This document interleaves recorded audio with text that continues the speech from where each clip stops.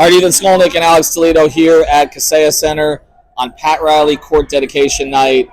The Miami Heat get blitzed by the Orlando Magic. Down 4 at the half. They gave up a 39-18 third quarter. We're going to talk about a lot of the themes here and the things that went right in the preseason that didn't go right tonight.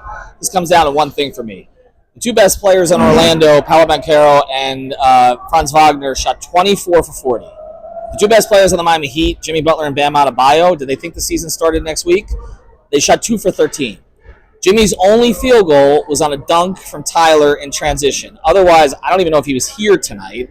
Bam at least tried early in the game, got to the line, kept missing free throws. Neither of them provided any resistance defensively.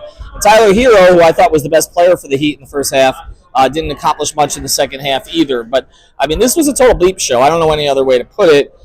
Again, we talked about the good feeling from the preseason and these guys and bonding and everything else that they did, the new style offensively, the deflections defensively. They'd given up 99 points with 1 minute into the fourth quarter. They didn't defend. The offense was all over the place. And, again, there will be better nights for Jimmy and Bam, but this starts with them. I don't even want to talk about anybody else tonight. No, I feel you 100%. I think it's one of those things where, like, you saw the stuff that we saw during preseason as far as trying to commit to ball movement and motion offense. But then, you know, once the shots stopped falling and they weren't able to, you know, generate the easy ones that they were getting in the first half, once those open threes stopped falling, it's like the offensive rhythm was gone. The spacing went to hell. Yeah.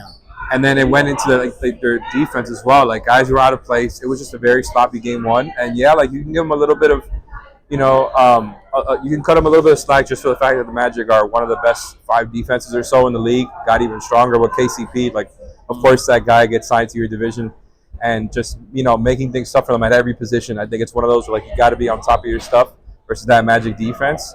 And, you know, once it went bad, it went bad. And I think that's pretty much just what happened tonight is, like, their defense was out of place. And once the offense stopped doing what it was supposed to, they went back to some bad habits. And they just were not connected as a team out there. And I think they got to bounce back from this. Well, I mean, that's one of the things we talked about with Orlando is they are going to get you out of your rhythm.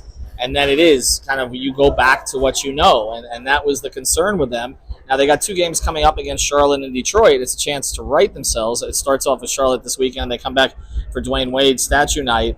But, you know, again, this season, we can talk about Khalil Ware not playing until the fourth quarter and rotations and Rozier coming out and coming back in. You know, with Hawkins and Robinson, none of that stuff matters. That's for another time. None of that stuff matters. That's for an off day. If their 2 best players end up with 2 field goals. I mean, Bam attempted 2 threes, missed them both. But again, contract to your Jimmy. Like, okay. I mean, I thought he had a great preseason in terms of his attitude. He finished it with a 24-point performance.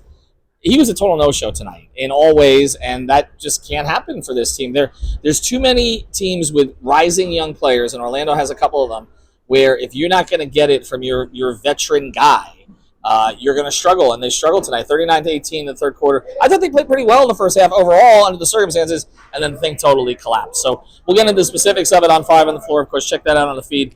Greg hosting tonight, and we'll have more episodes going forward. But, I mean, this is a little bit of a slap in the face, probably the worst opener since they came back from winning a championship. And the crowd was so good. The crowd was great. The Riley event was terrific. We'll put some of that on the feed as well. But this is the worst opener since they got blitzed by the Bulls after getting their rings in, 06, 07? Yep. They didn't get any rings tonight. They just got rung up. For Alex Toledo, I'm Ethan Skolnick. Follow us. Please, there's 81 more games. Don't give up on us yet.